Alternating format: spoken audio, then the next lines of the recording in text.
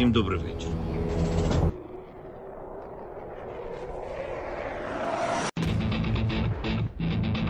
On behalf of the brave. On behalf of every father and every mother Wings for freedom. On behalf of our warriors and paves the way for a new history.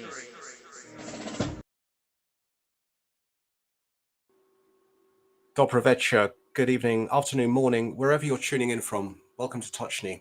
On a profound week for Ukraine, Ukrainians, and our American allies, Tochnyi is here to bring you a story of Ukrainian heroism, of an ordinary Ukrainian raising money for an extraordinary defender of Ukraine, Europe, and the free world. It is our privilege today to be joined by Dmytro Morkotonov, who recently ran the Great North Run in aid of a veteran of the ZSU. Dmytro, welcome to Tochnyi.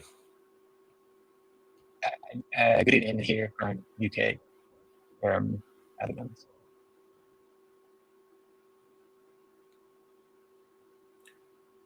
Thank you. Can I just get a quick mic check on you there, Dmytro? Yeah.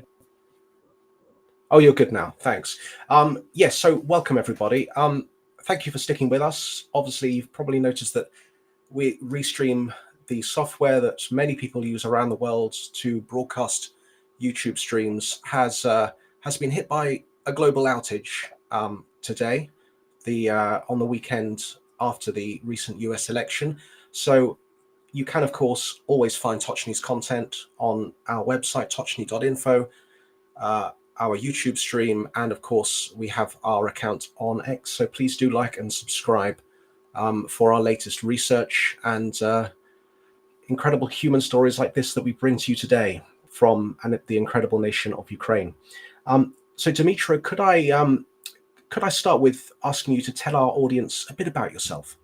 Yeah, sure. As you've introduced, my name is Dmytro Morkotonov. I'm a native Ukrainian. I'm currently an expert who lives in Britain and in Bath, in Somerset. And to be honest, I from 2008, I kind of live in the UK because I've been studying here from my A levels, and then I've been in university, and back in 2021, 2022, I moved completely for work. Coincidentally, it's a time when the full-scale war started in Ukraine, and I've got I'm working in marketing, and that's what I'm doing. That's probably just a bit about myself. I do have a diabetes. I do have a kind of an active lifestyle because I do like running. I do like exercising, do different stuff. Well, my wife is a very, let's say, artistic person. She draws, she does photography, and yeah, that's how we, using all of our skills, we're trying to promote and show people what's going on in Ukraine, what's in here. And as I keep mentioning to everyone, to my friends in here in UK and everywhere else in the world, that the war in Ukraine is horrible, and it's people are dying every day, and it's just really hard to understand without seeing it for yourself. And I do understand that people who got their own life, they've got all their own problems and challenges in their lives, but Ukraine shouldn't be a trendy stuff. It should be all the time at the hot topic, and people should remember about about Ukrainians who defend the world, I think. Indeed, Dmytro, thank you. We I'm quite interested in your background as a runner, because you were telling me earlier you're not one of these athletes off like the Strava app who can run a kilometer in 3 minutes, are you? You came to this sport quite recently, around about, was it 2022 you mentioned? Can you speak Yeah. about what running, how running came into your life during that time? Well, I used to run, and I used to run quite, because it was my favorite exercise and the field I wanted to do. The way I exercise, I run. So that was back in the days. And when the full scale war started, I think mentally, and I don't know why, but it just something happened to me, and I just couldn't do that anymore, and that was quite hard for me to do. That's why in 2022, back in August, I just went for a run, and I just couldn't do that. I just stopped and decided, no, I won't run anymore. It's just painful. So that's why I stopped for a while, and like in the 9 months when I was doing different exercises, I was still trying to keep myself fit. I decided, why not try I started all over again. So back then, I've decided to start running maybe once a week, maybe a couple of times a week, and then well, that was 2023. I've also registered for the other half marathon, and I was just it was an aim. You just have to do something in order to prepare for it.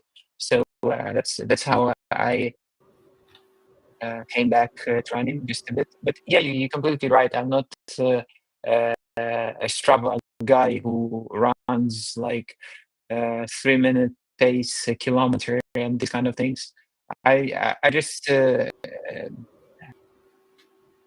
move along my feelings, let's say, the way I feel, the way I run, and I I don't must know. Yeah, Sorry, I didn't mean to interrupt you, Dmytro. I must ask you on this, because yeah, this is an important part of your particular story. You're a type 1 diabetic. yeah, So yeah.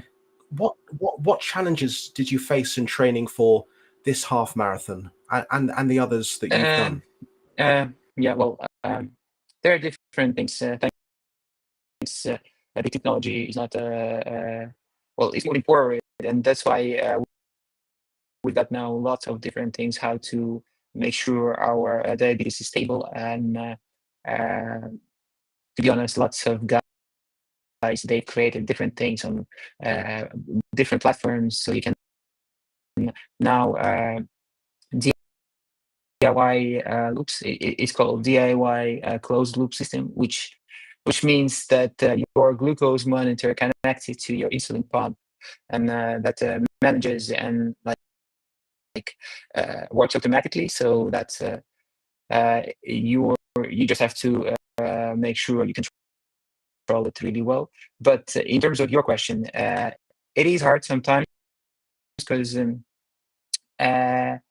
normal person, he just goes for a run, and he just eats to make sure he hydrates well. He makes sure that he gets the carbohydrates and this kind of things. While me, I also have to control my glucose. I just have to control that. I feel well, and a lot of different things. That my insulin pump works well. That my chargers all are okay, and it's like more of a, like I'm a robot. So all my systems working, and they keep helping me move forward. But as because that's quite a long time. I got my diabetes since 9 years old, and I'm 34 now. So yeah, I've got a lot of experience in that. So yes, it's hard, but I think well, I'm Ukrainian, so I can do almost everything as long as I need to, and as long as I know that I'm helping the other Ukrainians who actually defend us. So yeah, that's not a problem. Well, yes, but as a Ukrainian, Dmytro, I'm guessing not even Ukrainians run the Great North Run at this pace that our audience can see on their screen now, huh? Going through beautiful Newcastle. Yeah. Yeah. Going over the Tyne Bridge, maybe stopping off at the Hoppins, and going past Gateshead International Stadium. Yeah. And going through a few beautiful places here. We're up to mile 4, going on to mile 5. Can you give us an idea of, just before you reach the beautiful place that is South Tyneside, what kind of reaction did you get from Newcastle locals and others who came to watch this half marathon? The atmosphere was great. I think it was like a big party, and well, to be honest, Great North Run. That's because I've seen big marathons. I've seen London Marathon. I've seen Berlin Marathon. So the atmosphere at this half marathon is just amazing. People cheering, people just staying at the road, just and small kids are playing with their families. They just telling you that they so you have to keep going and run, and everyone smiles. And the most important thing for me was because to be honest, at this exact day when we ran, it was like raining like cats and dogs. It was crazy, to be honest, because the rain was really heavy, and people were still there. They were cheering, they were supporting everyone, and that was crazy, to be honest, because even my wife, who supported me, she was like, are you okay? How was it? Because the rain was it was not like a small drizzle, it was like raining really heavily. So yeah, it was a nice experience, a That's a nice beautiful summer's experience day to up in run. the north. Yeah, yeah, That's a beautiful summer's day up in the northeast, Dmytro. yeah, yeah, It's yeah, it does look rather challenging. And you have actually a wonderful video that you shared with me earlier. This yeah. one, and this was taken during the race, huh? Yeah, I'm going to yeah, just mute it for before we get into the song. But yeah, this is you. yeah. I just filmed it a bit just to just a short reminder that I've done it. It's really nice to have a look at. And to be honest, if I just want to tell about this kit because if you can see on the back of it, it's a Ukrainian uh, coat of arm, which is made. It's not a proper one, let's say. You can see the different things, and it symbolizes the tape with which people back in 2022, when the shellings of Kyiv and the other cities were really heavy, and back then people just started to get used to that, and we got well, we didn't know previously what we have to do in order to make sure that the windows, when they're shattered, so that they won't harm anyone, you just have to tape them. And that means and symbolizes, this kind of thing symbolizes that all of our windows, everywhere in each city, people just tape them and make sure that even if they shattered, they won't damage people who are inside.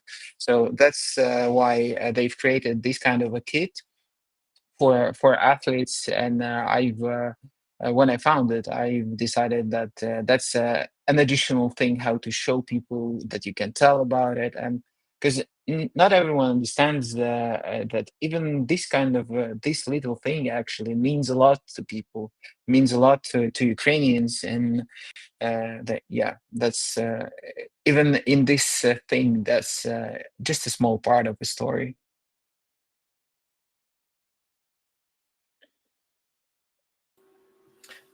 Thank you, Dmytro. Yeah, I should point out to our international audience, this is Newcastle upon Tyne, and not one of the other many various Newcastles that there are around the world, and are beautiful places in themselves. So we are going to turn, if we could, to the inspirational individual that you ran this for. Could you tell us how you first came across Ruslan? Ruslan Rihoriev. Yeah.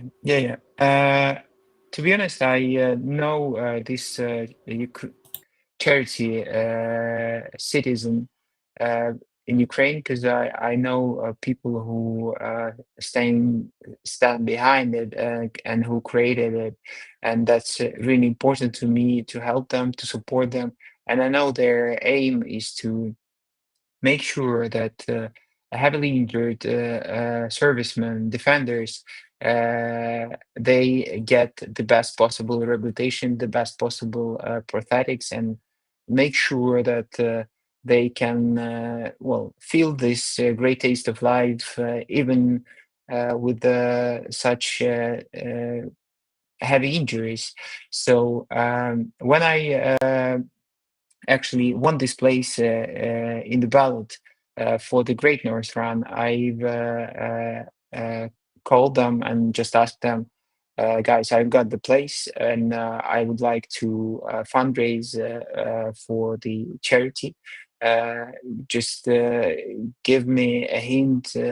What are the what which fundraiser or which defender at the moment needs the most urgent treatment or help or things, for whom should I target my campaign for? And they've suggested that Ruslan Grigoriev at that time, he needed this support, and the aim was to collect this amount. So that's how I actually been introduced to fun, and I well, that's how I decided that I need to help him and I need to fundraise for him, and that was that how that actually worked. And when I actually read his story, when I saw the guy, well, it's just amazing for me. It's just a story like a hero, and that's really motivational. And it's an honor to help and fundraise for a person like him. So when you see guys like him, you just, I don't know, feel yourself. That's I know it's a little thing you can do, but I would do anything just to make sure I can help him. Thank you, Dmytro. Ruslan's story, as our audience can see and can see on the link provided, is an inspirational one. He was injured fighting in Donbass, in Donetsk, and he lost his hand. Yet, despite this, he, as you can see by the photos, has achieved quite a lot. And these people, should our audience so feel inclined to donate, as they can see from the bottom of the website, the amount is in Ukrainian currency, but the conversion, it's not a lot when you convert it. It's about 3,700. I think I looked up that amount. So Yeah. 3,700 pounds sterling. A similar amount of euros. So yes, Ruslan's story is absolutely incredible, and it. I was going to ask you actually on this note, what message would you like, Dmytro, to take and bring to Ukraine's allies to remember Ruslan's service to both Ukraine, Europe, and the free world? Well, I think, as I mentioned previously, it's a bit devastating at the moment to see that the full-scale war started in 2022, but the actual war started actually back in 2014, and not everyone knows about it. And well, but that's of course details. But still, at the moment, living abroad and see the newspapers, the headlines, and these kind of things. I do understand that only trendy things are getting there, but Ukrainians keep fighting, and it keeps going on every day, and nothing has changed. If in 2022 we were on the headlines everywhere, people kept talking about it, and everyone tried to help Ukrainians. Nowadays, for us Ukrainians, to be honest, nothing has changed. Everything is still the same. But the allies and people abroad, they just, I don't know, they just moved on, and they do not pay attention to that as much as they did previously. And I just would like to make sure that people still remember that we are still battling this enemy. And I do understand someone keeps smiling when you're talking about that. Yes, we are defending not only our territory and Ukraine, but actually, Ukraine is the country which defends all of the Europe and probably the democratic world from this enemy. And for me, it's pretty clear. And nowadays, you can see that the allies of our enemy is the, let's say, the darkest side of this world. And that's what we have to do, and keep remember about it. And I just keep try and, well, you just have to talk about it and make sure that people do not forget about it. The same, probably, maybe it's a bad comparison, but today in UK is a Remembrance Day, and everyone keeps remembering how British soldiers, the soldiers of Commonwealth, they defended, and they they well, they served for their country and did things for that. And that's a great thing to do, and a great thing. And I think that Ukrainians are on the on par with these soldiers, because they also defend and Britain as well. And yes, we are not like have the same passports, and we are not on the same territory. And it seems that Ukraine is quite a distance from UK, but still, yeah, it works like this. Today is Ukraine, tomorrow it can be the rest of the world. So just keep remembering about it, and just every one of us has to do a small thing and help as much as he can. That's what we can do, and I would like everyone to do that, and that's what we can do. On this Veterans Weekend, with Veterans Day for our American friends and allies occurring tomorrow, and with this being, like you said, Dmytro, Remembrance Day in my and our part of the world, your words are profound. Thank you very much for bringing Ruslan's inspirational story to us today, and thank you for bringing your own remarkable story to Tochnyi today. Thank you. Thank you. Thank you. Dmytro, feel free to stay on stage if you want. I'm going to have to hop off, but it's a pleasure having you here on Tochnyi today. Thank you very much. Come back anytime. Okay. Thank you. Thank you. I'm now going to hand over for a breakdown and analysis of today's, this week's news and analysis with Joseph. So over to you, sir.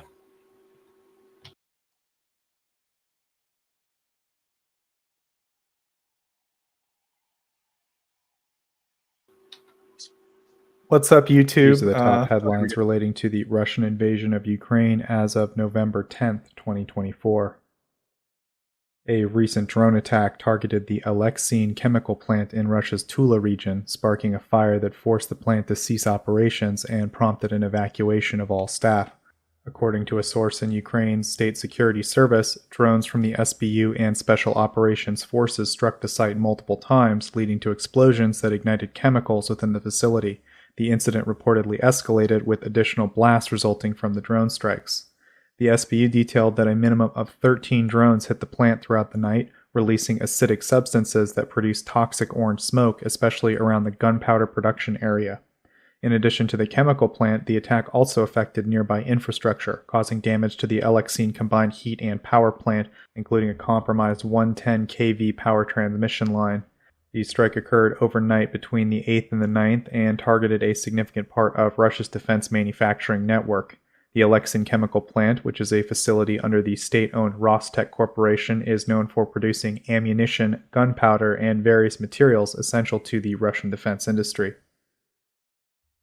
In a breakthrough operation led by Ukraine's main intelligence agency, HUR, the Russian flotilla stationed in the Caspian Sea faced a significant setback. Sources from HUR, speaking to Interfax Ukraine, confirmed that kamikaze drones were deployed in a targeted strike on November 6th. This mission achieved an unprecedented reach, with the drones covering approximately 1,500 kilometers from Ukraine's border to their targets in Kaspisk, which is located in Russia's Republic of Dagestan. The attack reportedly damaged multiple assets, including the missile ship Tatarstan and Dagestan, and inflicted probable damage on smaller missile ships from Project 21631. The facility struck in Kaspisk also hosts coastal units, including Marines who had previously been involved in missile attacks on Ukraine and in ground combat operations in Kherson and Zaporizhia. The nearby Makhachkala airport was also forced to suspend its operations. Russian forces have begun deploying Shahed 136 kamikaze drones equipped with a newly developed thermobaric warhead. This discovery was highlighted in a video from the Telegram channel Operational Armed Forces of Ukraine, which showcased a drone that had been found intact in an open field after being downed or forced to land via electronic warfare. Upon inspection, a distinctive 50-kilogram thermobaric warhead labeled TBBCH-50M was found installed on the drone. Russian sources indicate that the rollout of these thermobaric warheads began in April 2024, with drones marked by the serial prefix Y. This edition is the fourth warhead type seen on Russian Geranium-2 or Shahed 136 drones. Russian forces appear to be testing various payloads to identify the most effective for widespread use, with different warheads distributed across drone series. Notably, the K and M series drones carry a 50-kilogram Iranian high-explosive warhead, while drones with serial numbers K and KB are equipped with Russian-made 52-kilogram BST-52 thermobaric or 50-kilogram BSF-50 high-explosive warheads. The Y series of drones have been fitted with both types of warheads. Thermobaric warheads like the TBBCH-50 generate an intense fire cloud reaching temperatures of 2,000 to 2,600 degrees Celsius, covering the blast radius as a shockwave propels a thermobaric mixture that reacts with air, causing widespread incineration. Reports suggest that the Russians are increasingly favoring these warheads, as shown by recent findings on downed drones. In addition to warhead modifications, the Shahed drones have reportedly undergone enhancements to improve fuel efficiency, boosting their operational range by an additional 140 kilometers. This suggests an ongoing effort by Russian forces to enhance the effectiveness of the drones. There's also a report this week about the extensive use of Russian decoys during the Shahed attacks. Now there are, as far as I understand, substantially more decoys used in every attack. The Armed Forces of Ukraine extended their basic military training program from 1 month to 1.5 months, responding to the evolving demands of frontline combat. Major General Ihor Pahlianuk, who leads the main directorate of doctrine and training within the General Staff, announced the change, which was sanctioned by the Commander-in-Chief. The pilot program, which was developed by the main doctrine and training department, is underway at 4 military training centers and involves around 500 recruits.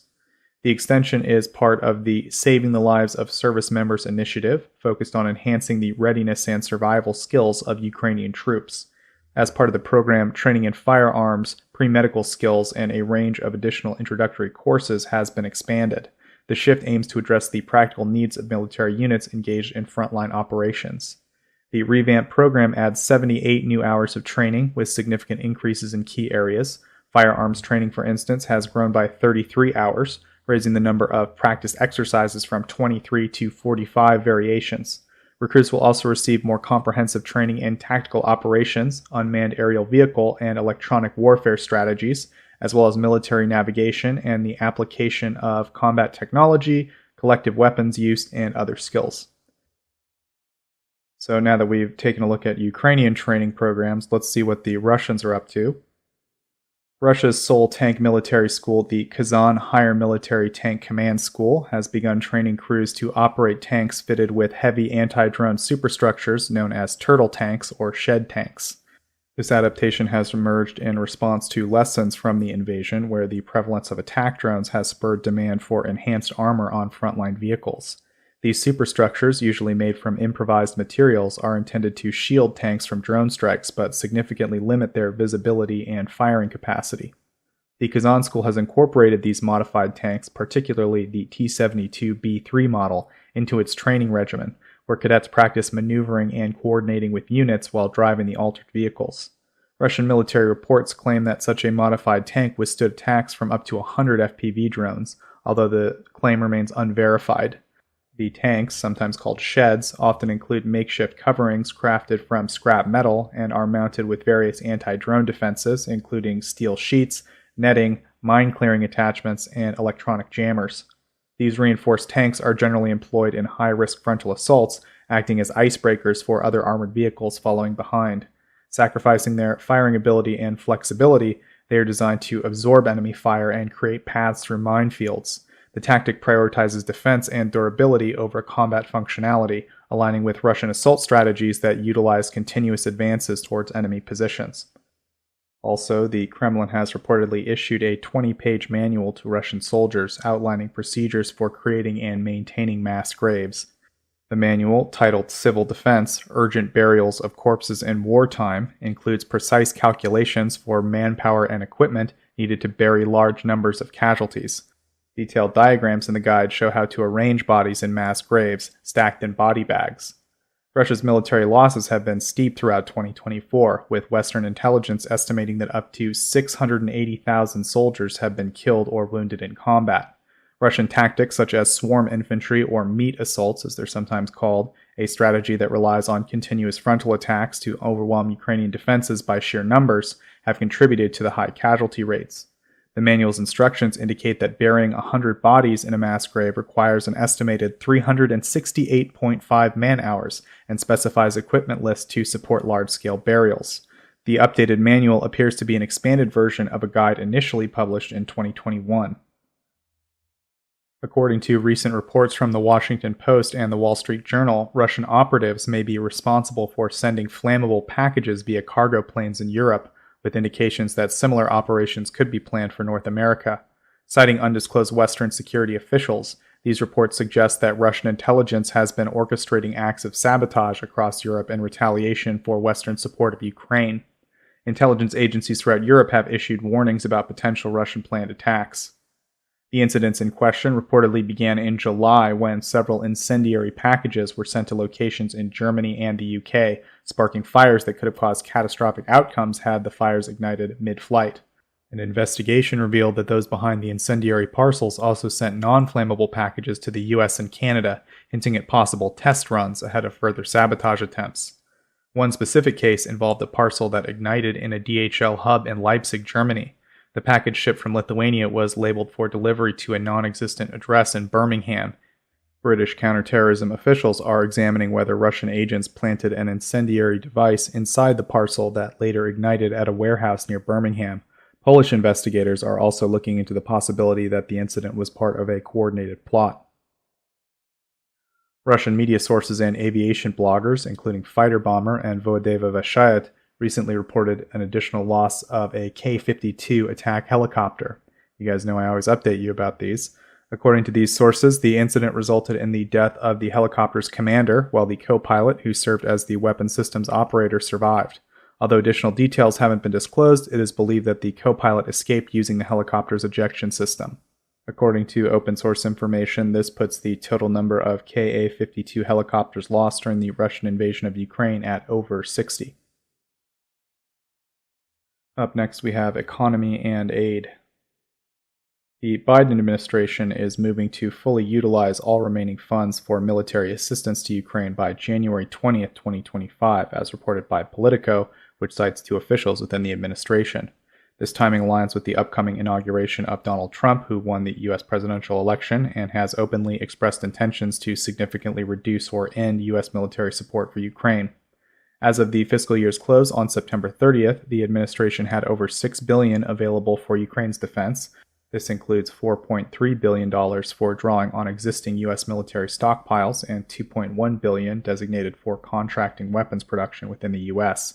The White House aims to expedite the allocation of these funds to ensure Ukraine can withstand ongoing Russian assaults, despite the challenges in transferring U.S. allocated weaponry, which typically takes several months to complete. Politico sources highlight the added complication of dwindling stockpiles in U.S. military reserves, where restocking, covered by the allocated $6 billion, may face delays. As part of that initiative, the Pentagon is set to send over 500 interceptor missiles to Ukraine to support the Patriot and NASAMS air defense systems, according to a senior administration official. This delivery aims to replenish Ukraine's depleted air defense stocks, which are essential for protecting urban areas and critical infrastructure amid intensified Russian missile and drone attacks. U.S. officials anticipate that these interceptors will meet Ukraine's air defense requirements for the rest of this year. And finally, the Biden administration has lifted a long-standing restriction allowing U.S. military contractors to deploy to Ukraine for the maintenance and repair of American-provided weaponry. These contractors will focus on complex systems like F-16 fighter jets and Patriot air defense systems stationed far from combat zones to ensure their safety. Their role is to facilitate quicker repairs on site, enabling U.S.-supplied equipment to return to service on the front line faster. Until now, the Ukrainian military managed most repairs independently within Ukraine, but more intricate or significantly damaged systems had to be sent to NATO countries like Poland and Romania. The policy change, approved just before the U.S. election, grants the Pentagon authority to award contracts directly to U.S. firms for work in Ukraine, a shift from previous security-related rejections of similar proposals. According to defense officials, the decision follows a thorough risk assessment and coordination with relevant agencies in the U.S. Contractors bidding for these contracts are required to develop a comprehensive plan to ensure the safety of personnel. Each contractor will bear responsibility for their employees' security and must integrate a risk reduction strategy into their proposals. Australia is set to deliver 14 high-speed rigid-hull boats to Ukraine to bolster its coastal and maritime defenses. The military aid package, valued at $14 million is part of Australia's continued commitment to supporting Ukraine. It builds on previous support, including a selection of Sentinel 830R RHIBs, or rigid-hull inflatable boats, announced as part of another $100 million assistance package previously. The Sentinel 830R, produced by Sentinel Boats, is versatile for use in marine and riverine environments, providing speed and agility that are essential for defensive maneuvers and patrols. I couldn't find any reports about what model of these rigid-hull boats are being sent to Ukraine, though. Canadian Prime Minister Justin Trudeau has confirmed that the first NASAMS air defense system ordered by Canada is en route to Ukraine and is expected to arrive by the end of the year. The shipment marks a long-anticipated step in Canada's military support, as Ottawa initially announced plans to fund the NASAMS system in January of 2023. Under the arrangement, Canada fully covered the costs, with the U.S. handling the contract logistics for the transfer to Ukraine. In their recent conversation, Zelensky and Trudeau also discussed broader strategic cooperation, including Ukraine's peace formula and the Victory Plan, which Zelensky presented to Trudeau last week. The two leaders also reviewed plans for a second global peace summit aiming to expand international participation, and they addressed the ongoing defense support and battlefield developments, notably North Korea's involvement. And I should probably mention also that the Europeans and the US have also discussed this with Ukraine, and they have said they're preparing a united or multilateral response. I still haven't seen any concrete actions being taken, so I'm kind of skipping that story. But as soon as they stop saying they're going to do something and actually do it, you'll hear it from me first. Ukraine is set to receive a $1.37 billion grant from the World Bank to support social and humanitarian programs under the Peace in Ukraine project, as confirmed by the Ministry of Finance. The initiative channels financial support to Ukraine's state budget, specifically covering the social and humanitarian expenses that are not tied to defense or security. Since the onset of the full-scale invasion, the project has provided around $30 billion in budgetary support for Ukraine. The funds are expected to be dispersed into Ukraine's state budget in the coming days and are aimed at partially covering essential social and humanitarian costs. Following revelations from foreign think tanks, including Ukraine's Center for Defense Reforms, regarding Taiwanese machine tool exports to Russia in violation of international sanctions, Taiwan has implemented a strict export control to halt the shipments. This response from Taiwan's Ministry of Economic Affairs came after the publication of the report Bring to Bear, Taiwan's critical imports to Russia, which highlighted that machine tools with potential dual use for Russian military applications were still reaching Russia despite sanctions. The ministry confirmed that since March, 77 machine tool-related HS codes were added to the export control list, effectively reducing Taiwan's machine tool exports to Russia to zero. Taiwan's export control measures also involve intensified penalties, with first-time violations for exports to Russia and Belarus now carrying fines exceeding 1 million new Taiwan dollars, a 15-fold increase from previous penalties. The Taiwanese government has actively engaged with its manufacturing sector, emphasizing the importance of due diligence in ensuring goods do not end up supporting Russia's military efforts. As part of the campaign, the ministry held 19 seminars this year, with some participation from the American Institute in Taiwan, to educate industry representatives on international export control trends. Reports do suggest that Russia continues to acquire Taiwanese components for its defense sector through intermediary countries, especially China, enabling its access to machine tools, semiconductors, and microelectronics essential to their defense industry. Taiwan's Ministry of Economic Affairs has pledged to monitor international developments and adjust their export controls as needed to counter these evasive practices. The UK has implemented a sweeping new round of sanctions against Russia, marking its largest sanctions package in the last 18 months. The measures announced on the UK government's website target 56 individuals and entities associated with Russia's military-industrial complex and Kremlin-backed mercenary groups operating in Africa. These sanctions extend beyond Russia, imposing more sanctions on companies in China, Turkey, and Central Asia that supply goods essential for Russia's war effort. Key targets include 3 Kremlin-affiliated private mercenary groups, notably the African Corps, as well as 11 individuals connected to Russian pro-government officials. The sanctions accuse these groups and individuals of destabilizing peace and security in countries such as Libya, Mali, and the Central African Republic, as well as engaging in significant human rights abuses across Africa. The UK has also sanctioned Denis Sergeyev, an agent of Russia's main intelligence directorate who was involved in the 2018 Novichok poisoning of Sergei Skripal and his daughter in Salisbury. Sergeyev now faces an asset freeze, cooperation ban, and travel prohibition to the UK. Despite Putin's claim to balance guns and butter in the Russian economy, Russia faces mounting issues with consumer inflation, particularly in the price of staples like butter. The cost of butter in Russia has surged by 26% since December, with some brands seeing an even sharper increase. Brest-Litovsk butter, for example, is now 34% more expensive in Moscow than at the start of the year. The situation echoes last year's spike in egg prices, which prompted economists on Russia's MMI Telegram channel to draw comparisons and warn of similar challenges. Last week, Russia turned to Turkish dairy suppliers to address the growing demand, importing an additional 20-ton shipment of Turkish butter. With domestic production strained by rising inflation and supply chain shifts, 1/4 of Russia's butter now comes from abroad. Traditional sources like New Zealand and Latin America ceased their shipments after Russia's invasion of Ukraine due to sanctions and logistical barriers. This void has since been filled by countries like Belarus, India, Iran, and now Turkey, which produces butter primarily in its Marmara, Aegean, and Central Anatolian regions. Compounding the issue, Russia's war-driven economy has intensified demand for cream, as rising cheese and ice cream production competes with butter for the same key ingredient. The Russian government recently met with domestic dairy producers to establish better tracking and management of butter output to stabilize prices. In a parallel development, thefts of butter from supermarkets have reportedly increased. Retailers, in response, have resorted to placing individual blocks of butter in plastic security containers to deter shoplifters. So this I report, I think each time I hear the position shift. So I think last time we heard about that there was a deal on the table that Europe was talking about. So now, despite ongoing discussions, there is currently no deal in place between Europe and Azerbaijan to ensure gas flows through Ukraine after the existing transit contract with Russia expires at the end of 2024, according to the CEO of Naftogaz, Alexei Chernyshov.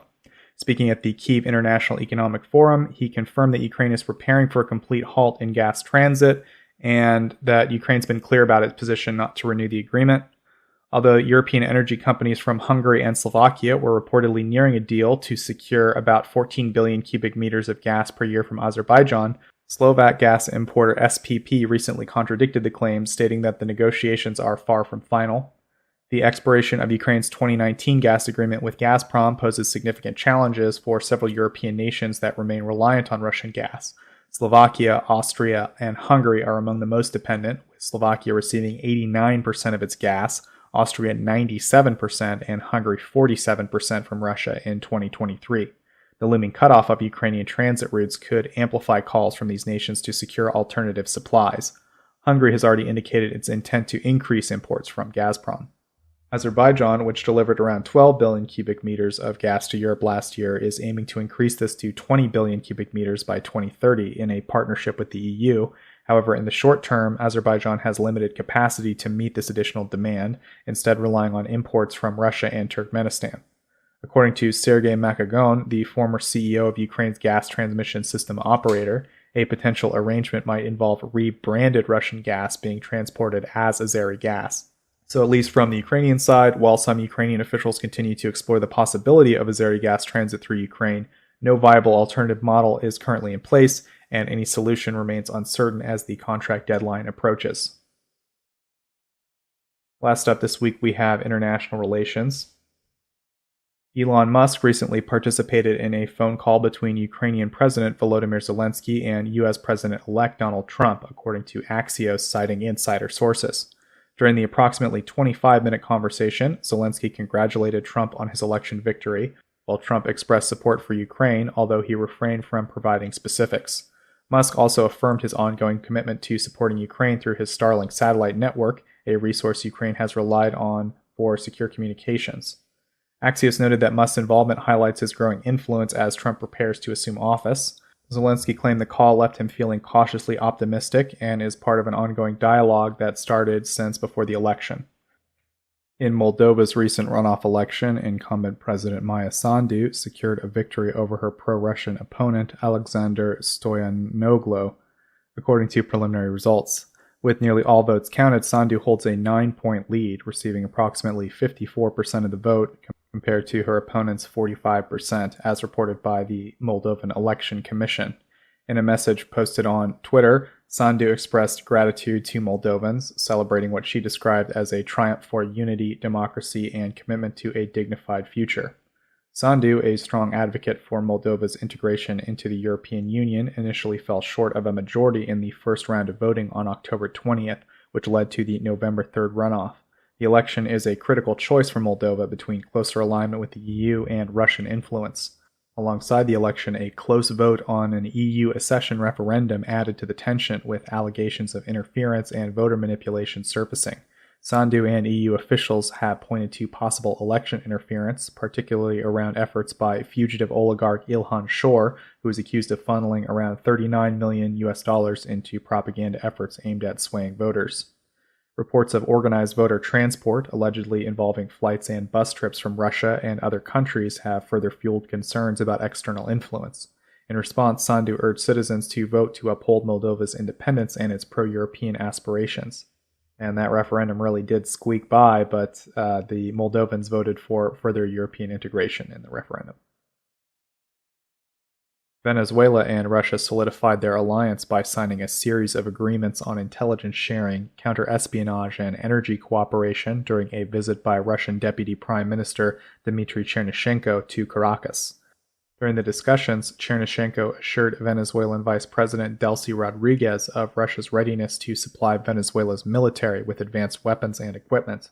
The two nations also committed to collaborating on drone technology and petroleum exploration. At a subsequent ceremony, Venezuelan President Nicolas Maduro emphasized that the 17 agreements would cement Venezuela-Russia relations through 2030 and beyond. The agreements are part of Moscow's steadfast support for Maduro, who was declared the winner in Venezuela's recent highly contested presidential election of July 28th. Despite opposition-backed claims that Edmundo Gonzalez Urrutia won the election based on detailed results released by the opposition, Venezuelan authorities align with Maduro and have not provided an official vote breakdown.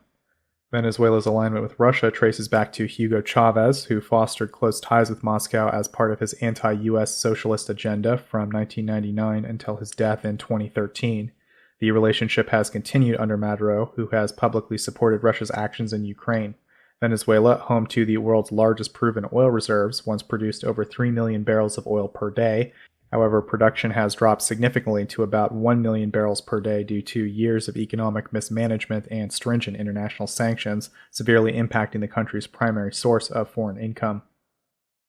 And my last news item this week, military operations in Ukraine have placed approximately 600 animal species and 750 plant and fungal species, some listed in the Red Book of Endangered Species, at severe risk, according to Ukraine's Minister of Environmental Protection and Natural Resources, Svitlana Hrinchuk.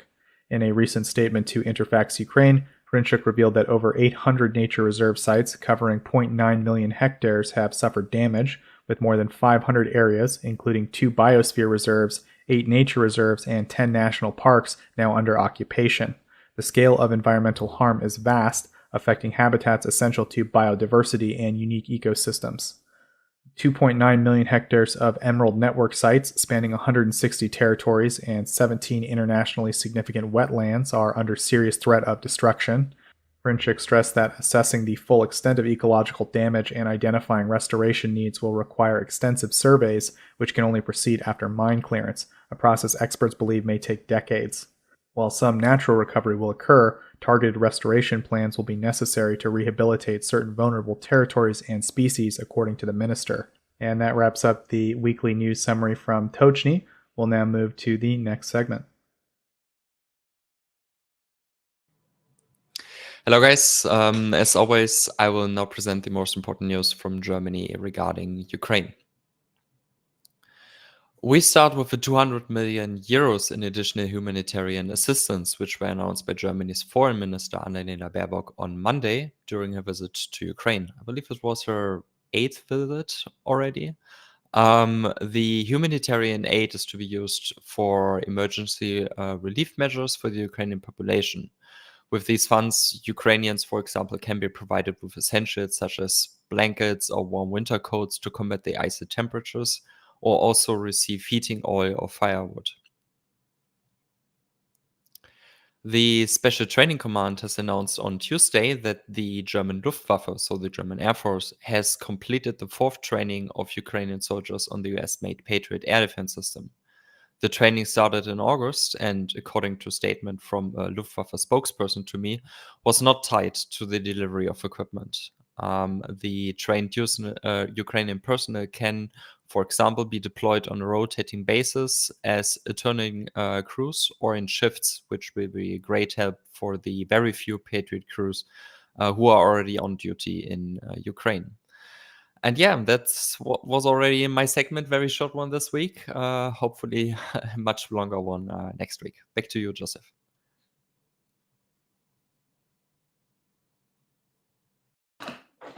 Well, I think what we got left is maybe just Q&A. Is that accurate? I have.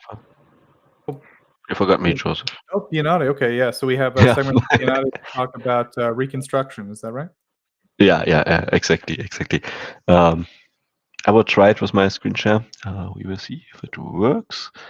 Okay, so let's start with this one. So let's see. Is the screen? There's a screen shares. All right. So yeah, well, we have a new deputy prime minister for reconstruction of Ukraine and minister for the restoration of Ukraine and the minister for communities, territories, and development. It's Oleksiy Kuleba. There are two Kulebas, so don't mix them up. This is Oleksiy Kuleba, not Dmytro Kuleba. Yeah, and he's also very well-spoken Ukrainian politician. He is now the head of the ministry, and I would like to read out a bit from his words he gave to the Verhofner Rada and to all of us what his work is about. He's writing, I'm starting my work as the Deputy Prime Minister for Restoration of Ukraine, Minister of Communities and Territories Development of Ukraine. It's essential to update the state strategy for regional development, which will provide for functional territories and separate regional policies, considering the capacity of communities, humanitarian and social infrastructure, the demographic potential of the regions, and the impact of the war factor. Continue the reform of local governance to enhance the effectiveness of management, coordination, and cooperation in the context of war, taking into account all possible threats and challenges of wartime, both today and in the future.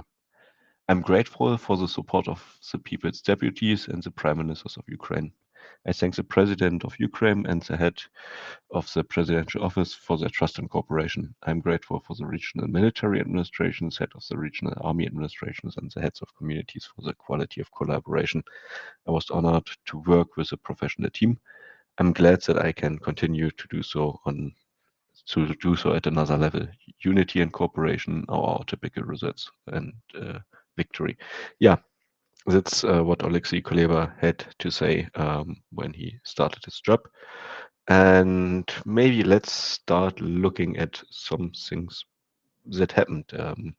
It happened relatively much since we had last time the chance to talk about this. So I will just share another screen with this one. There is a project from the EU bank with support, and there were two new renovated schools in the Vinnytsia Oblast. They are open for the new school year, which was funded with the EU bank support. These schools are in Vinnytsia Oblast, the Lyceum number 2 in Strizatska village, and yeah, now it gets complicated. It's Miziakivsko Krotiski Lyceum in the village with the same name. I think we're gonna do it a bit interactive today. We know about the Dream Portal before, and maybe let's have a look into the Dream Portal and look over the project.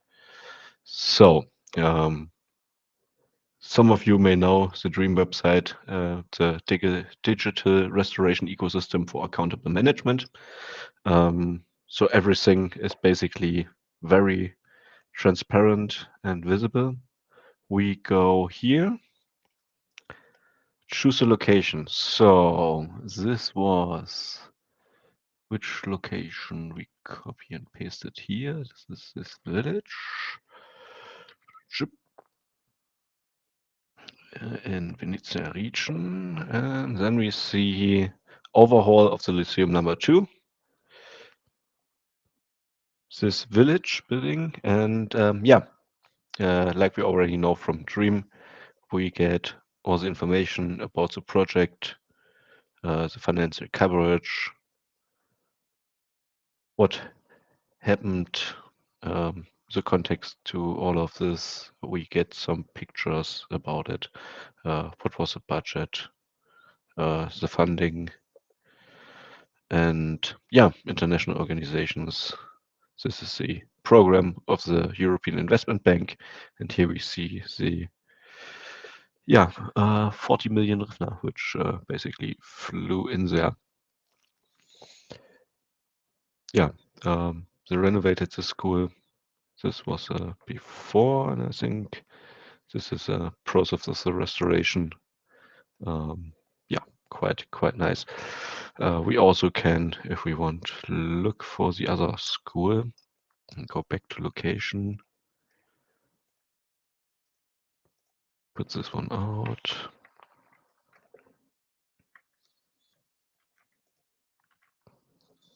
This one in.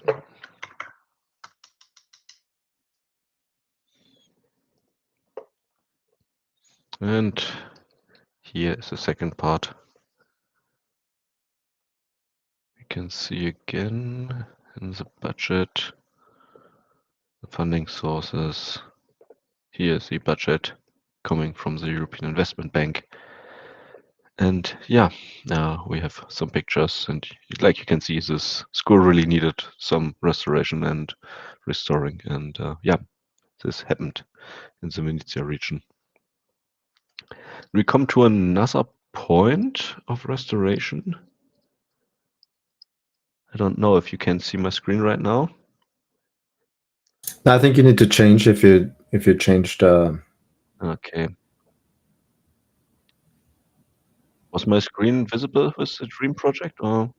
Oh, we can see the page you were on. Okay, great. Okay. Kyiv condominium. Here it is. All right. Can you see the page with the solar panels? Yes. Great. Yeah. Ukraine is going green, or at least trying to do. You know, the city is having problems, and not only the city, but Ukraine in general has problems with power outages, and yeah, they're trying to get more independent, partly independent, get some energy storages and so on. One example of this project is this so-called Kyiv condominium. Who knows Kyiv? Basically, I don't know if there's another picture here. No, it's basically two nice big towers with apartments. They put in this nice solar on the roof, and I had some numbers here for you. Just give me a second. Can find it.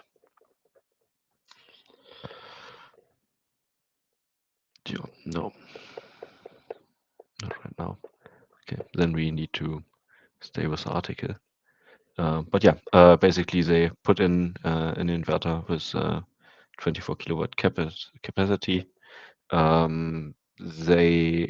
remember they power not only the heat pumps but also the elevators for the house via the power storage or via the solar, and they basically have a partly standalone energy production for their needs. The cost of work per apartment was around 1,700 Ukrainian hryvnia, which is not much. It's maybe around $300. Yeah. So basically, yeah, they installed the solar on top and have some energy storage function. So then let's get to another point. Are these projects funded by the EU? Do you know? It's called the project DIM. I have to look it up in a moment, but I remember DIM. I think it's a Ukrainian. No, I don't find it right now. But it's a project sponsored by this DIM group. I'm not sure what they are exactly. Is anything written here? No, sadly not. We will research this later and give you more information of this if Here is it, the Green Dome program. So, yeah, the Green Dome program, give me a second.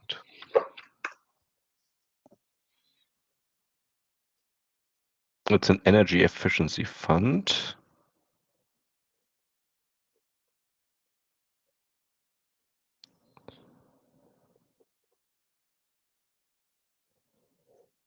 It looks like a Ukrainian one, but it's an energy efficiency fund, basically. Yeah, what it's sponsored by. All right.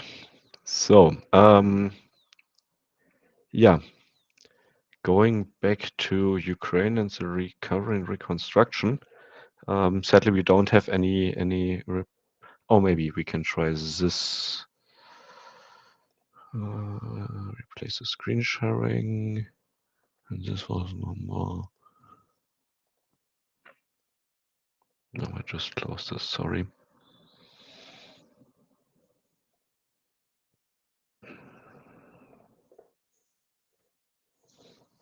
While you're researching, Bionare, I have one question regarding green reconstruction of Ukraine.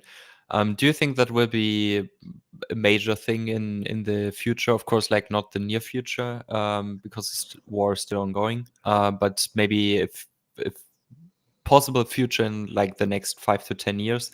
I personally remember, I don't know if you do, a signed memorandum of understanding from, I believe, September last year or so. For the viewers who don't know, a German energy company, Notus Energy,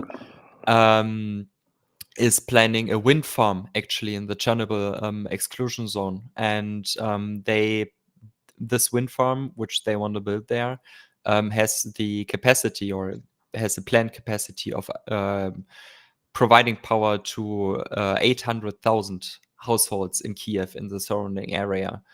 And yeah, I don't know. I just wondered if you have your thoughts on this, Björn. Oh, it's a great point, Maurice. So, from my personal experience, I have seen, or I know personally, people from Ukraine, from Kyiv, or from other cities, which basically bought an electric vehicle because it's also kind of an energy storage, right? If you have it at home in your garage and you load it and you have, I don't know, 2 times a day or 4-hour energy cycle, you just load up your car, right? And then everything else you can basically load from the car or from your wall box or what you have, right?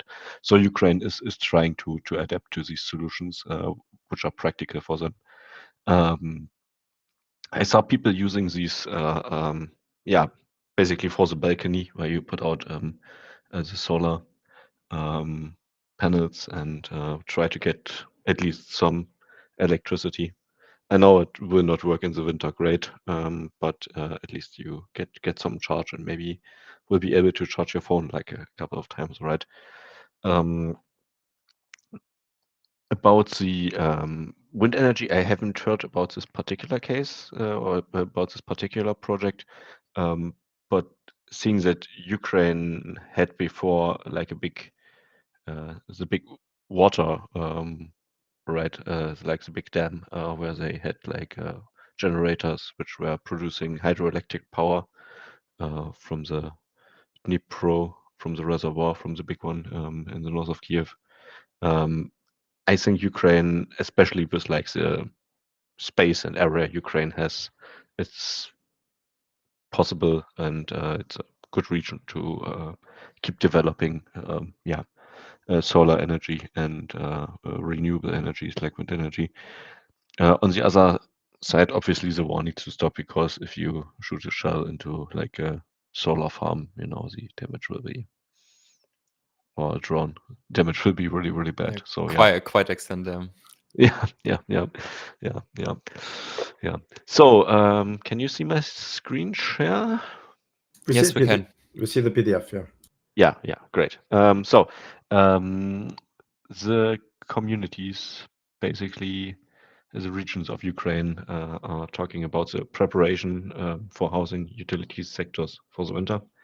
And the 6th meeting of the headquarters will be held to prepare for the housing and utility sectors for winter under martial law.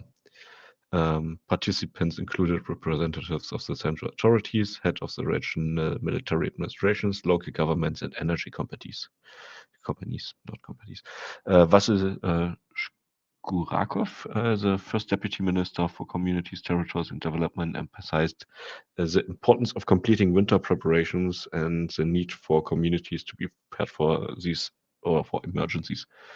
The meeting reviewed the situation in the regions where the installation of cogeneration units still need to be completed. Cogeneration units are basically small generators or containers which have generators in which will basically assist if there is no electricity. There are special containers with heat pumps and other things. I think, Maurice, you mentioned it sometimes when we provided these kind of things, also like heat boilers, right? Oh yeah, there's a lot of like energy equipment. The one of the German federal states, one of the 16, North Rhine-Westphalia, I believe is the English name, right? They, for example, provided a couple of weeks ago mobile solar panels for charging and all that stuff. Yeah. Good. So basically, cogeneration unit specific tasks were identified for such settlements to accelerate the implementation. The director of the Department of Public Utilities, Natalie Rodzianowska, nice name, said the regions are 99% ready for the winter. More than 18,800 boiler houses and that's a bit weird written, but 48,000, I think, central heating stations are prepared to supply heat.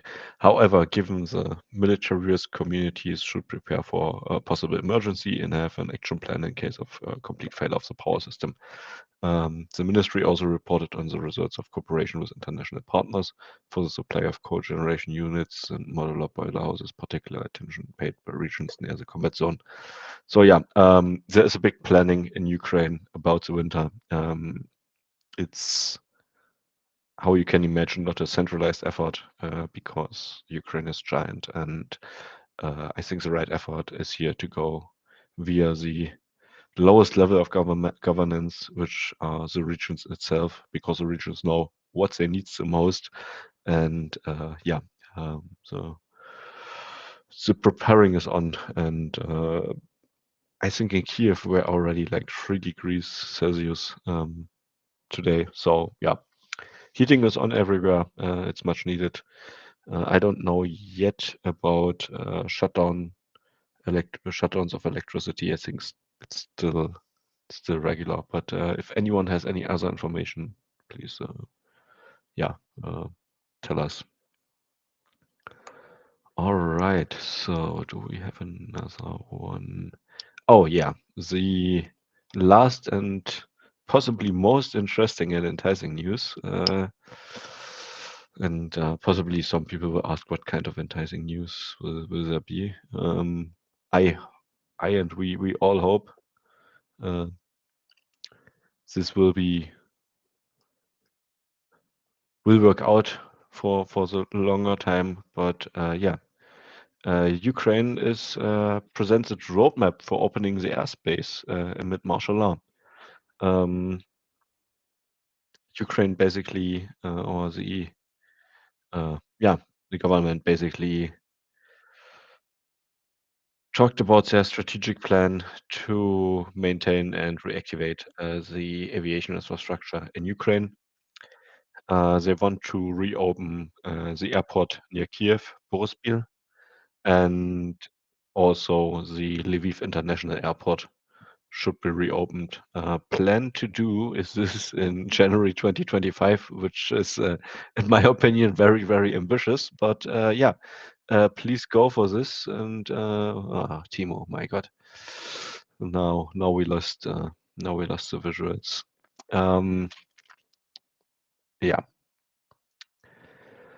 Basically that was the news. Ukraine is opening the airports again in end of January 2025. We will see when the first flights go. I personally would love to fly to Kyiv. Would save a lot of time. But yeah, I'm not sure if I should like take a parachute as my hand luggage or my onboard luggage in the cabin. So yeah, but I would be very confident to fly to Lviv, for example. So yeah, we will see what happens. That was update from the Ukraine restoration efforts and reconstruction efforts. Thank you, Mr. Bianade. So I think now we go to Q&A. We got a couple questions from chat. I think real quick, Mr. Germinates Ukraine, I certainly don't mean to ambush you. I know it's probably... You do. Yeah, I do a little bit. But I guess I wanted to ask, I think the news cycle is pretty dominated by the US elections this week, but there seemed to be a shakeup in the German government.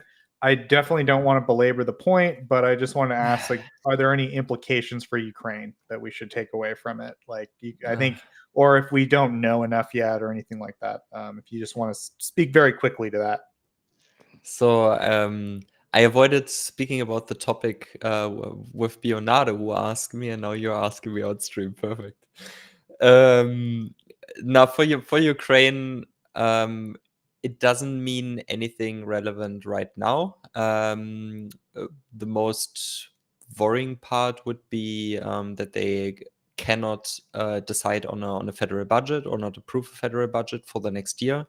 However, Germany is not like the US, where when you don't set up a budget, everything goes crashing and the government, I don't know how to explain it, fails. You know what I mean? In Germany, we have a backup budget to say, and since most of the assistance we have pledged is already contractually bound, this is covered by the backup budget. So even without a federal budget for the next year, the deliveries will still be ongoing as planned. So nearly 4 billion euros in military assistance next year, as of today, without any issues. And when it comes to other things, yeah, I mean, it could be that there's a long time no approved budget and then no new announcements, of course. So nobody can hope for new aid packages from Germany. Just the stuff we have already announced a couple of weeks, months, and sometimes even years ago. But yeah, apart from that, there's nothing relevant for Ukraine. The only relevant part would be, of course, that Ukraine, in theory, and I don't want to spit fuel into the fire with Taurus, but the most relevant part in a couple of months would be, of course, that their elections are much, much earlier. And when the people elect the CDU, as things stand, with the highest share in Germany, then of course, and Merz, the upcoming chancellor, in case the CDU wins, actually stands by his word and actually delivers Taurus to Ukraine, could mean, of course, that Taurus will be in Ukraine half year earlier than expected. But that's, of course, depending he gets elected and that he actually goes through with his words. Because I don't want to blame him, right? Please don't feel insulted. But right now he's in the opposition, which means a lot of talk, less action, if you know what I mean, right? I hope that answers your question. Yeah, definitely. Okay, so I think we got a bunch of questions in chat, unless anyone on the panel has like a question or a thing they wanted to raise. We had plenty questions already, to be honest, from Yeah. Kellen and... Let's just start at like the earliest question. Yeah, I believe that was Kellen with the 155 ammo. I would just read it if you don't mind. Do you have any updates on Ukraine's domestic drone productions, 155 ammo production, etc. at Tochnyi? I think that goes to Kobe as well as Erlend. Yeah, sure. I think Daniel is on his way as well. Oh yeah, nice. Yeah, I don't know if Erlend wants to talk about drones. Maybe I can say something briefly about 155. So I haven't been looking at the numbers since the last statement that they had, but I think there's been numerous statements by the Ukrainian government that they will that they have capacity to build 2 million drones per year, but currently that number is significantly lower because they don't have the finances for it. I think they include any sort of drones in that system, in that number. So long-range attack drones, surveillance drones, large quadcopters for surveillance and dropping munitions, and FPV drones. I think that's all included in the number.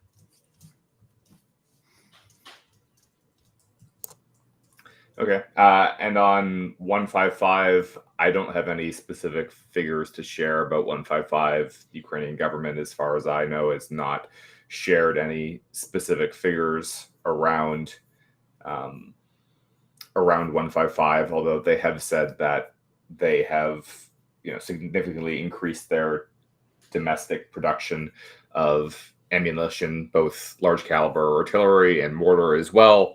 And obviously that includes legacy Soviet calibers as well, not just 155. And that their main limiting factor, according to Herman Smetnin, who's now, I think he's Strategic Industries Minister now. He said that their main limiting factor is acquiring explosive filler, because all of that has to get procured from outside the country, because Ukraine does not have the capacity to produce that any longer. Their TNT plant is in eastern Ukraine, in Rubizna, which is occupied by the Russians now, has been for some time. So they have to procure explosives from other countries, same as the United States does, in large part, at least for TNT. I don't know. I assume they're using TNT. I don't know if they're using other explosive fillers, but TNT is sort of the main one that a lot of countries are using. U.S. procures all of their TNT from abroad, although they do make other explosive formulations as well, REX, HMX, etc. But Ukraine, they have to procure all of their explosive filler, whether it's TNT or something else, as he explained it. So if they were able to procure more, then they would be able to produce more ammunition. So that's something for Europe to think about, really, is that is there the ability for European countries to procure, bulk procure TNT for Ukraine and then and send that to Ukraine? That's something that they should be thinking through, in addition to the Czech initiative to source artillery ammunition from different places around the world. They should be looking at the smaller, limited number of places that have that kind of production of TNT or other explosive formulations, and trying to just deliver that raw material to the Ukrainians, so that they can stand up their own artillery production rather than just trying to source it yourself to make your own ammunition. Because as is the case with most things, Ukraine benefits from having much lower production costs than certainly Europe and the United States as well, in most cases, I would say. So there's definitely some logic to us trying to give them those materials so they can just do more on their own, as long as they're actually going to be able to use it, and they're saying that they can. There's definitely going to be some questions about the quality of the ammunition, especially when we're talking about 155. As I understand it, there have been a lot of challenges with quality control, both on 155 and on 152 as well.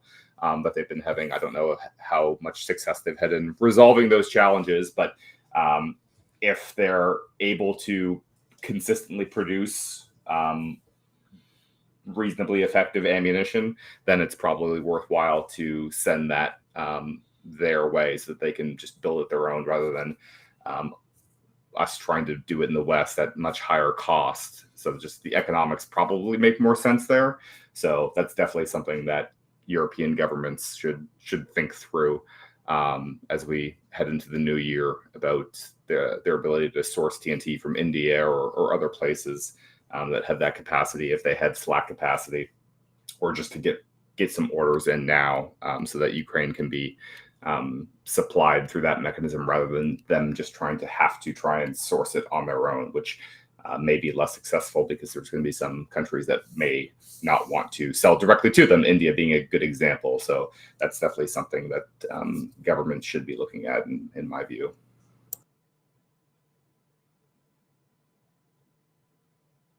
Yeah, I think that's a pretty comprehensive answer. Let me do the next question.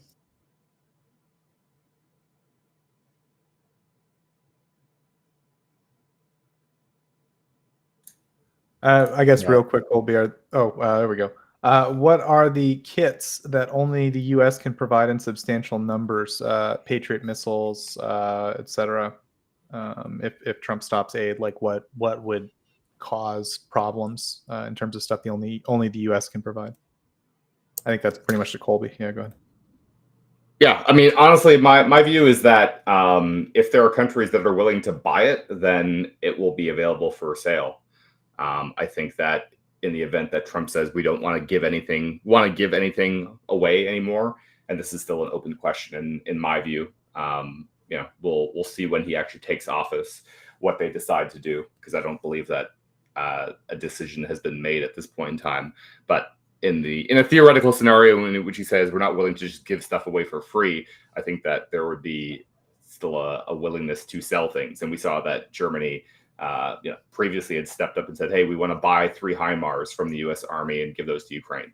I think those sorts of deals would still be on the table in the future. So if there's people there that are willing to pay for it, then pretty much everything can still be bought. So in that scenario, that's how I would handle that, is that countries are just going to have to buy certain things for Ukraine that they need, like Patriot missiles, because nobody else makes them right now. It's just the United States. Japan makes a very small number of PAC-3 MSEs. Obviously, those cannot be sold to Ukraine pursuant to Japanese law.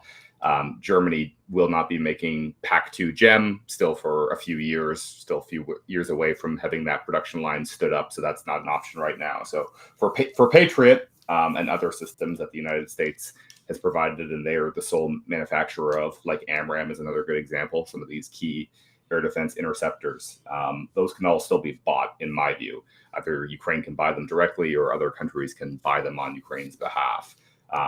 So that's my view right now, and we'll reassess when Trump actually gets sworn in and we get to see what decisions he actually starts making. What I would like to add there, and doesn't change the fact, of course, that they also can be bought, but don't you think that this also applies to modern guided missiles for HIMARS or the European versions? That the US is the only one who has sufficient numbers or currently produces them? Yeah, I think it applies to everything. Like I said, Germany bought 3 HIMARS vehicles for Ukraine. Such a deal would be available for GIMLRs as well. And in my view, is that if Ukraine wants to buy GIMLRs directly from the United States, that could be on the table. If European countries want to buy GIMLRs from the United States for Ukraine, that can be on the table. So I think most things that Ukraine is already receiving could still be provided on a commercial basis. I think that that's still an option going forward. Because there have been basically my view is that there are a lot of people that think that the United States will just stop being willing to even sell things to Ukraine, and I don't think that that's true. I think that that's not even. I just don't. Maybe I'll be wrong, but that's not my prediction. I don't think that will be a problem. That if there's money available, if people are willing to pay, then the United States will be willing to sell.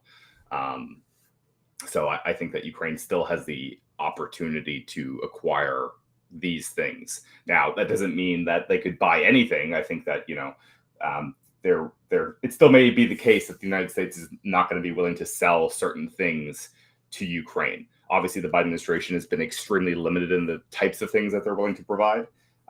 That may or may not change. Some things are just statutorily prohibited from international sale. The United States couldn't sell F-22s to anybody. It's against the law. Other things are more of a policy question. So I don't think that if Ukraine was offering a bunch of money for Tomahawks, I don't think necessarily that the United States would be willing to sell them. Maybe, but I wouldn't count on that. But certainly for things that Ukraine's already operating, if they just want to buy more ammunition, I think that the United States is going to be willing to sell those things. So that's really the question. I don't think that we're going to see a total cessation of any type of security assistance. It may be a question of, if they're not willing to do grant assistance anymore, they still may be willing to do cash sales. So that's currently my prediction. But again, we will see. I could be totally wrong, but that's my answer right now. Yeah, I think a lot of stuff's still up in the air, but I think that's, I don't know, probably a reasonable assessment that the U.S. would still be willing to sell stuff. Anyway. Okay, so I think the next question is the question of, I mentioned in the news report, right, that there were some comments from I think the White House that basically they were going to move. I forget who said them specifically, but they were going to basically do their best to move that remaining aid. I want to say it's about $6 billion in aid. Is that right? By the end of the year, basically before the changeover. I think the obvious question is like, is that logistically possible? I don't know. What are your thoughts on that? So there's two separate questions here that I'm reading. So logistically, it is challenging. There's a lot of challenges with just the logistics and the administration of aid delivery. There's challenges with certain things being scarce. There's just perennial challenges with Biden just not wanting to give very much to begin with. So they make all these lofty promises, and Zelensky saying, only 10% is reaching, as we discussed on, I guess it was last week's episode. I think it's more than 10%, but it's not dramatically more. So, there's definitely a lot of issues with things getting to Ukraine in a timely fashion for a multitude of different reasons.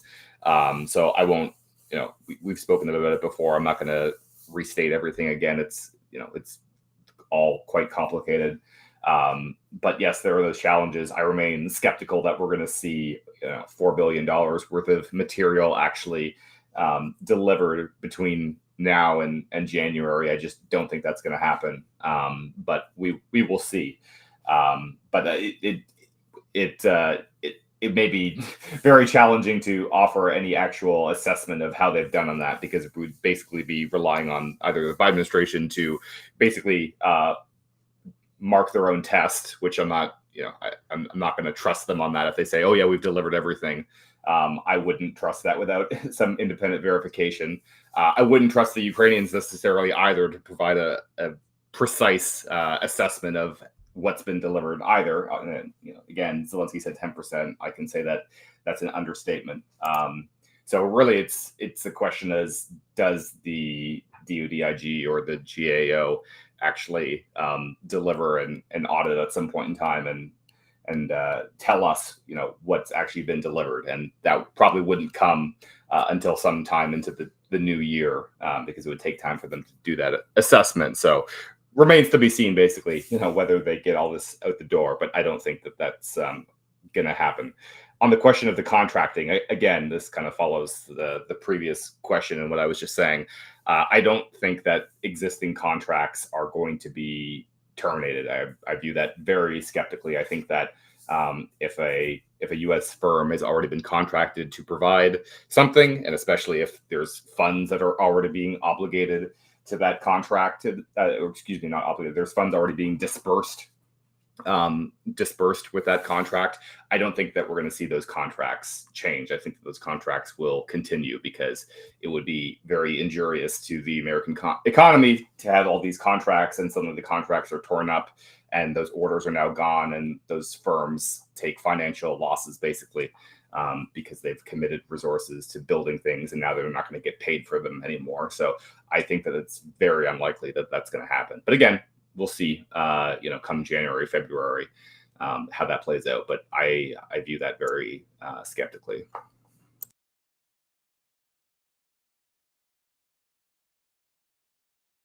Yeah, and then I think the other question, again, kind of Colby-centric question, but from what I remember, the State Department did mention, or sorry, I forget what U.S. official, but someone mentioned that there would be contractors going, and they specifically mentioned, if I understood correctly, like they'll be working on the higher end stuff like the F-16s and the Patriots and things like that. Is that accurate? Like there was like an official comment made to that effect, right?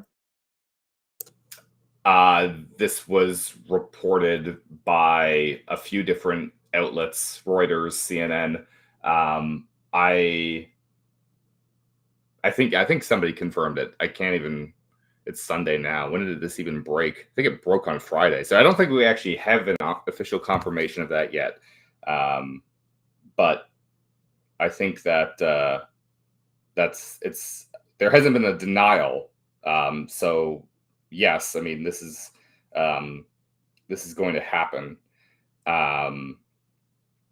But I don't think that we've had an on the record conversation about this yet. When did this? Okay. This is, 2 days ago. This was Friday afternoon. So I don't think that anybody has actually spoken about this on the record yet. I may be missing something. I think Jake Sullivan was just interviewed this morning on Face the Nation. I don't think he was even asked about this. But I'm pretty sure that the reporting on that, because there's multiple different outlets that were all saying the same thing. I think that's true, that yes, there will be contractors, U.S. contractors will be allowed to go into Ukraine in non-combat areas to provide maintenance assistance for things like F-16, for Patriot, for Bradley, for example, those kinds of things. But this is a pretty limited policy change. Because again, we're talking about non-combat assistance. It's going to be a limited number, under 200 probably is what was being reported at a maximum at any given time, probably less. So it's an important thing that should have been done again, 2.5 years ago.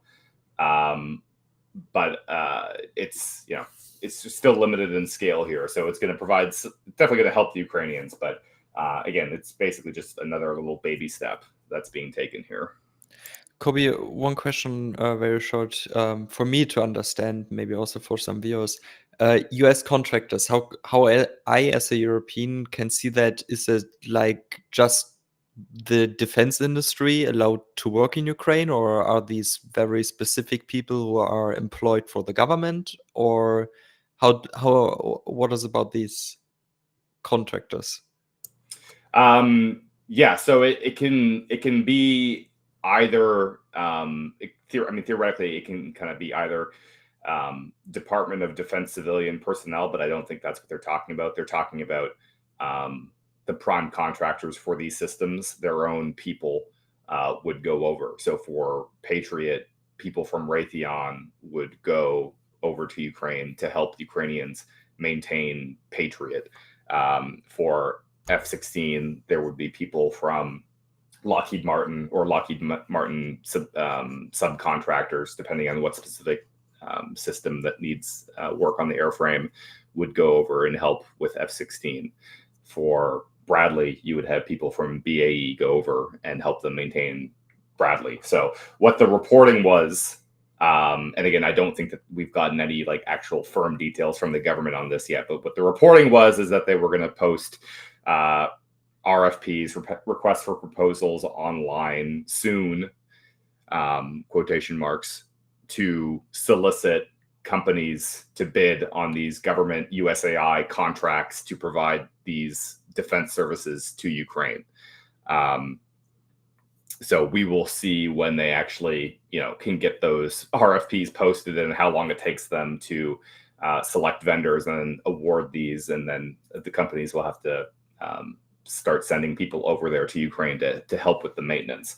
So that's basically what we're talking about, as I understand it, is that these are private contractors, right, that are working for different American defense firms that are going to go over there and help Ukrainians maintain things, and they'll help them teach them as well, I assume, and that'll all be spelled out in the RFP, what exactly the terms of these different contracts are. Thank you, Kobe. Sorry, one more question. Do you know why they were previously banned from doing so? Because from a European standpoint, or specifically a German one, there are multiple German companies involved inside of Ukraine with doing exactly this since a long time ago, actually. And I just wonder why Biden has refused to agree on this until now. Right. So yeah, I mean, it's interesting. I guess this is one of these few examples where Scholz is a little bit more forward-leaning than Biden, because usually the two of them are very closely aligned on these escalation questions. But Biden views it essentially as escalatory. That's sending American personnel, even in a private capacity, not American soldiers or American civilian employees of the U.S. government, beyond the ones that are already there as part of the diplomatic mission, but sending additional personnel into Ukraine is too escalatory, too risky. They could be killed, etc. These are all the concerns that they had, which determined this policy decision that they made. So they just weren't willing to do that until now, because again, things have gotten. This is just the story of the entire war, is that they wait until things get so bad that they're forced to take action because there's no other option for them. The Ukrainian their operational readiness for a lot of these different systems has just continued to decline over the course of the war as they get used more. There's more wear and tear. Complex systems, military systems require a lot of maintenance, a lot of spare parts to keep them running. And so this has just gotten steadily worse as the Ukrainians have not had the kind of support that any other foreign military sales customer would. When any other country buys all of this stuff, it's coming with these kinds of services are typically included in the contract, is that they're getting that kind of direct support, both sometimes from U.S. military personnel and contractors from the manufacturer as well. That's usually part of all of these contracts. And Ukraine doesn't have any of that. They have telemaintenance only, essentially, which doesn't really cut it. In most cases, and they're trying to make the best of it as they can, but there's no substitute for actually having people on the ground there showing you, like, hey, this is how you fix this. So they're finally doing that now, and just the president was not willing to allow that because it's against the law for an American firm to export any defense article or defense service on a commercial basis to Ukraine without a permit. They need a direct commercial sale permit. So if the Ukrainian government had gone to one of these companies and offered to pay them, they would not be allowed to do that unless the government approved it. And the government's policy was that we are not going to approve it. And the government policy is probably still, they're actually not going to approve those kinds of commercial contracts. What they're talking about right now, at least what the reporting is that they're talking about, is they're going to give government contracts with their Ukraine Security Assistance Initiative funding to pay for these maintenance contracts for a select number of systems. I would be shocked if they actually institute a new policy whereby Ukraine will actually be allowed to procure those same services on a commercial basis for other systems. I don't think that's going to change. I think that the Pentagon is basically going to decide which systems they are willing to allow contractors to go to support and which ones they are not. So they'll still control that. Ukraine won't have the ability to say, we want to have support for this as well. The DoD would still have to approve that themselves, and they would probably want to control the process. I don't think they're going to have a sort of a blanket policy shift where they'll say, yeah, we will, as a general rule, approve DCS permits for defense services for additional in-country contractors to go over there. I don't think that we're going to see that happen. Thank you.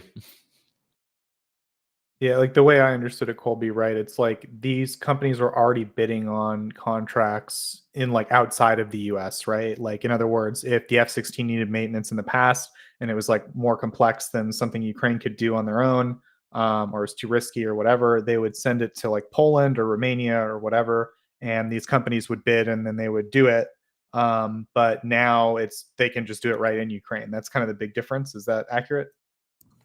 Well, I don't know if there are existing contracts for them to provide that service outside of country. I haven't seen them publicly myself. They may exist, but I don't think they necessarily do. I think that a lot of the work is being done by the Department of Defense's own personnel in Poland, Romania, etc. There's probably, I mean, it's probably there wouldn't be specific Ukraine contracts for that. They're probably, to the extent that you have the prime contractors assisting with that work, it's just the Army or the Navy, the Air Force, their existing contracts, because they have their own contracts with all of the primes for those services as well, because they don't maintain their own equipment either entirely on their own. All the services have these contracts too with all the primes to provide all sorts of different services that for them to help maintain and upgrade all of this equipment.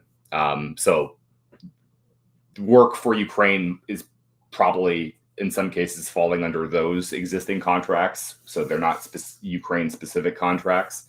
But yes, I mean, now these companies will be able to go into Ukraine in these specific circumstances that the government decides. They're going to, post the RFPs for, a number of, a few of these different systems, and then companies will bid, and then they'll be able to send personnel in. Okay, so there is sort of a different administrative mechanism at work here. I think that's maybe a good distinction. Cool. Is there? They're brand new contracts that don't exist yet. We haven't seen the RFPs. We don't even know if they'll be public or not. So we'll see how they end up doing that. It could go either way. Gotcha. Okay. Is there anything else? Any other major questions we want to address?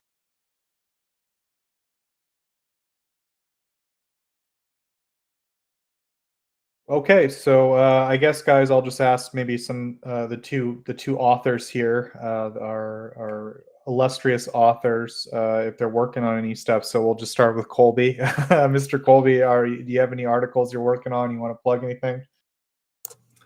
Yeah, thanks. I'm always working on something, so there'll be a new piece for the Insider at some point in time. I don't know when it'll be finished, when I'll have it finished, and when it will be up, but there is a new one in the works. And I'll say as well, the other outlet that I publish for, Defense Archives, that's back up. It was down for a while because we had some web hosting issues, but it is back up on a new domain. It was defensearchives.de. We were hosting in Germany. Now we've got a .com. So people can find the link to that through my profile, and I've re-uploaded the pieces that I had for them before. So those are back up. My interview with the CEO of Rochelle, which is a Canadian company that's been sending armored vehicles to Ukraine. So that interview is back up. And then a piece about Kongsberg's new short-range air defense system, which is also being considered potentially for provision to Ukraine. That is also back up on Defense Archives, and I have a million different articles in the pipeline as well that I hope I'm working on. That'll be going up on that site over the next few weeks and months and beyond. So there'll be a lot of stuff there, hopefully from me in the future. Some of it Ukraine related, some of it won't be Ukraine related. But if people are interested in that, it's going to be a lot of more reporting type stuff. Just sort of what's happening in the procurement world, predominantly on different programs. Again, some of them will be kind of Ukraine related in some way, and some won't. But there'll be a lot of different news to break over there. So if people are interested in that, then definitely follow Defense Archives on Twitter as well. Cool. And Mr. Daniela, are you working on any articles right now? You got an article out that you want to talk about? Please go ahead. I think he may be away from the keyboard, but we are working on some stuff in the background. There's an article about the Russian logistics brigades coming out. Chris has been doing some really good work on the graphics on those. There's a lot of orbats which have been compiled with a lot of research. I think it's been in the works for a couple of months now. The article is almost finished and it's going to be published soon. So I've been helping out with that one in the background. I think it's probably going to be published tomorrow or Tuesday. I know Daniel is also working on some stuff, but that I know will probably take some more time, also because of the latest developments. It's kind of changing some of the parameters of what Daniel was working on. And yeah, just for information, I'm also working on stuff, Joseph. Thanks for asking. Whoa. Well, Whoa! have you published? No, But you not. do publish articles on your blog. But I do publish articles the same yeah, way you're- Kobe publishes, just It's- for myself, and Kobe does it for a big organization. no, it's Yeah, true. I just want to say, yeah, you asked two guys here, and you forgot one. Well, you they always publish forget for me. the website, to be perfectly frank. But no, you're right. You do publish stuff on your own website, which I should mention, which is your blog. You have really good blog articles that are go much more in depth on certain topics, I would say. Is that accurate? That's accurate. Thank you for asking, Joseph. Yeah, no problem. So is it still the case that Europe needs to be more independent? And if yes, do you think that Europe can bring someone up who will coordinate help for Ukraine and also increase help for Ukraine? So, I mean, the one thing I'll say about this right now is, like, I don't think there's anything that concrete has happened that indicates to me that, like, Europe has taken a new stance on this. That said, there was like a flurry of meetings this week. Like Mark Rutte seems to be showing some leadership on the issue. He seems to be doing his best to coordinate with all the European countries and with the U.S. and, like, I don't know, doing his darndest to keep NATO, running smoothly.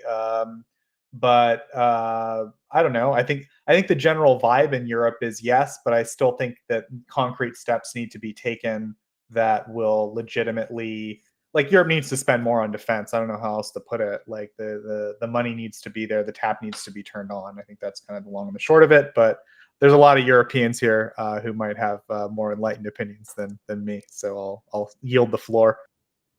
Yeah, so I would add that regarding the coordination question, one day after the election, or directly in the morning after the US election, the German Minister of Defense, Boris Pistorius, called the French Minister of Defense and asked for a personal meeting on the same day. And he flew to Paris on the same day, on the 6th of November.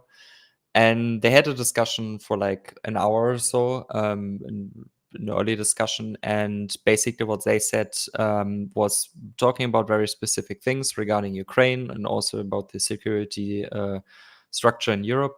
And they said what I very, very liked is that Germany and France are not the only countries who should get involved in these questions. They said that they need to involve the ministers of defense from Poland, from Great Britain, and from Italy, and said that they are inviting, so Pistorius, the German Minister of Defense, is inviting all of them, so the ministers of defense from Poland, Great Britain, France, and from Italy, to Berlin in the next 2 weeks to have a meeting of these 5 countries regarding the future of European defense and also Ukraine assistance, just for the coordination factor. And I think that we are all in line with that. Europe needs to stand up, just for in case the worst thing happens. Fingers crossed that it doesn't. But yeah, just my 2 cents to that. Yeah, I think there's absolutely no question at all, and I think everyone here agrees that Europe has been spending way too little both efforts and money on defense, on bolstering its own defense and also supporting Ukraine.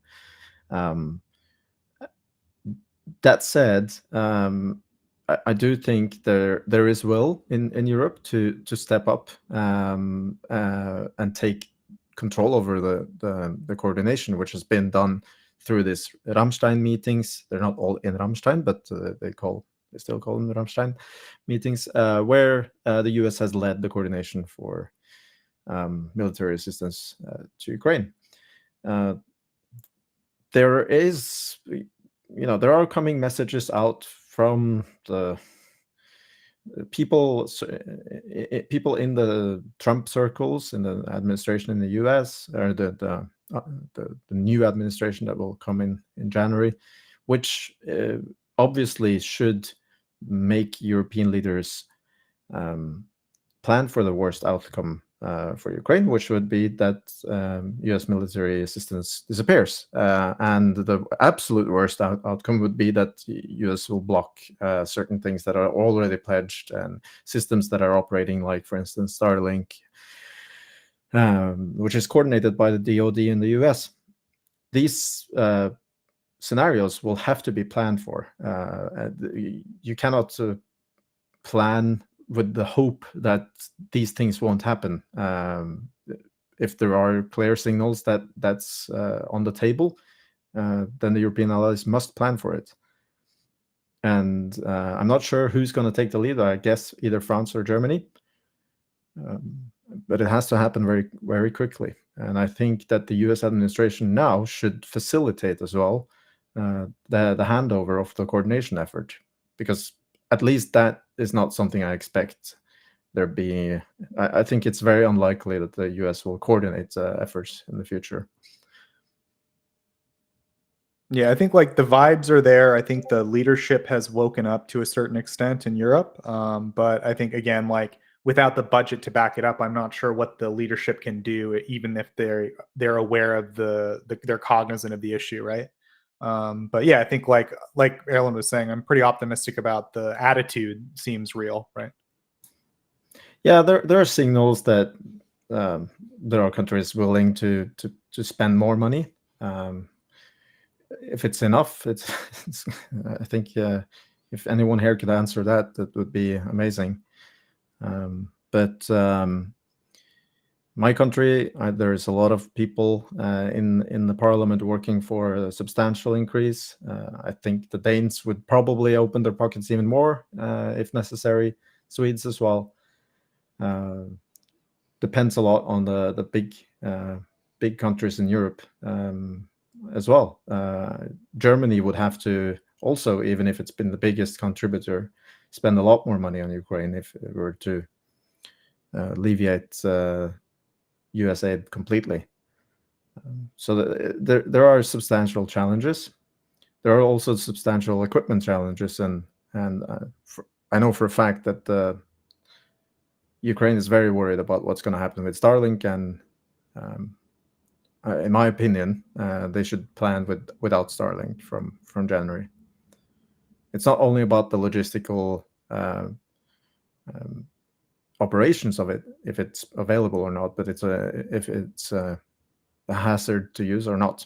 And there are clear signs that the person that owns the company that runs Starlink, if that person will gain full control again of the operations in Ukraine, Ukraine should not consider Starlink as a safe platform anymore. And just to answer the question from Mitch, because it's related, the European leaders said they were making plans for Trump. That or what? Well, it surely depends on like what kind of plans we're talking about. I think a great example of Trump-proof, I think you can say that, assistance is the G7 loan / EU loan, the up to 50 billion US dollar. I think that's at least the first step towards a preparation for a Trump administration. Of course, there might be other plans or preparations which have taken place in the recent weeks, but nothing that I know of. Just one example I wanted to highlight, that there were plans, that they prepared at least a bit. I mean, during the NATO top meeting in June as well, there were plans made to somehow Trump-proof military assistance to Ukraine. That's probably mostly valid for European countries that committed to certain budgets. Those budgets are way too low if you take away U.S. assistance, but it at least committed them to continue the aid. So if you're already in, then it would be quite strange if they just keep it low, seeing Ukraine basically fall apart with a budget which is sliced in half. It's I think that's the goal that Stoltenberg had when he got the countries that are in the so-called coalition of the willing to sign on to a commitment for in the next 2 years, I believe.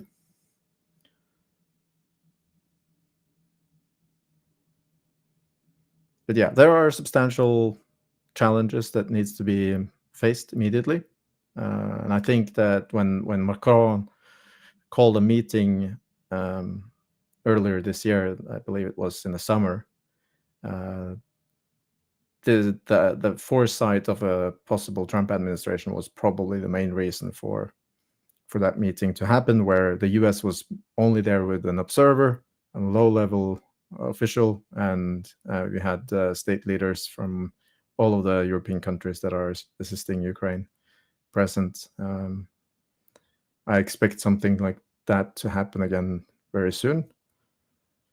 But what kind of steps are going to be taken is very up in the air.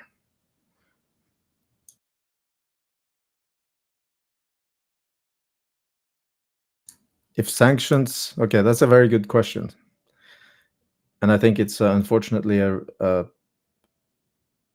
possible outcome. If sanctions from the US is lifted, well, what the European Union should do is to sanction all the US companies that then trade with Russia. Are they going to do that? No. The EU is way too weak on decision making, it seems, when they are not making sure that European companies that are openly trading with Russia, selling dual purpose goods through third countries, when they're not making sure that those companies are not punished, then I don't have any faith that they will do it against American companies. Hope I'm wrong. I find it bewildering that we're talking about the potential of the U.S. lifting sanctions when already, like, the EU has been the leading opponent to stronger sanctions on Russia, like the price cap on oil. The U.S. wanted a much stricter, a much lower cap, but it was set where it is because Europe didn't want Russia to have its energy exports penalized too much. Obviously, Germany is selling still like billions of dollars worth of dual-use goods to Kazakhstan, to Georgia, to all these other countries, around Russia to get around the sanctions. So Europe is really the main problem here. Focus on the existing problems rather than what might theoretically happen in 3 months. Yeah, I agree that the EU and Europe is the big problem. But I also think that if people are to take this seriously, they should plan with the worst outcome possible. Any other thinking, in my opinion, is very suicidal. Of course, everyone wants the US to become a renewed partner in the assistance of Ukraine, but we don't know what is going to happen, and the signals coming out are not necessarily very positive. So I think they should have many tracks that they work on the same time and plan for different outcomes.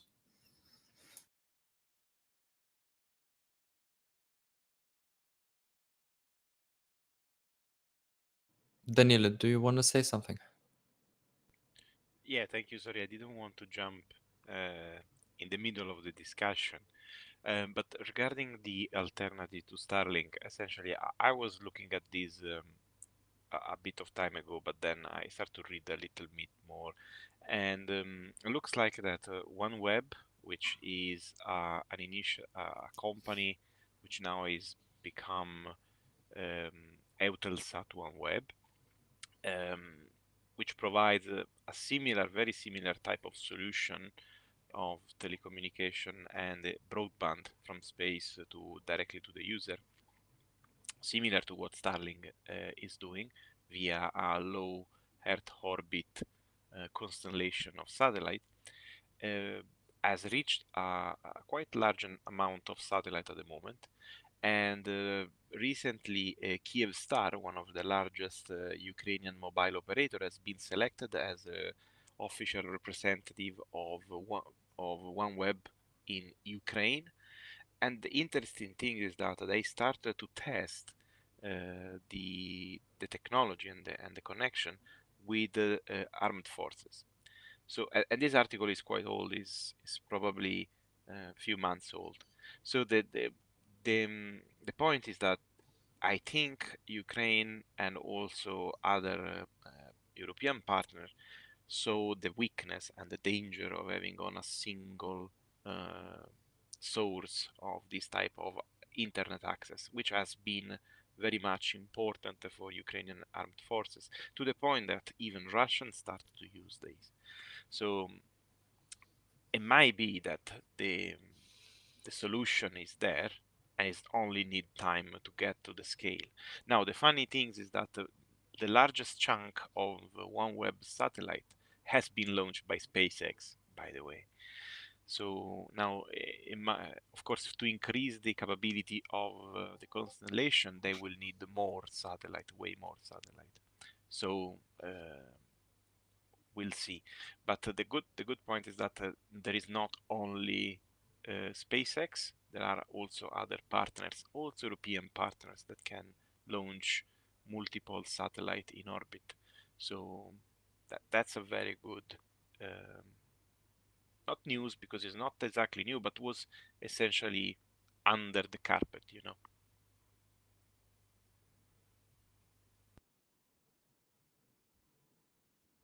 Yeah, so I think it was a pretty lively Q&A. So good job, everyone. I think we can wrap up unless anyone has any final business. I think that we can come back, of course, to these topics when we have more information. There's a lot of speculation going on in the media. There's also a lot of statements from actors, both in Ukraine and the US, in Europe. But we gotta have to digest a lot of the information coming out before we can actually give real assessments of what's going to be the outcome, etc. That's I think something that we should all consider.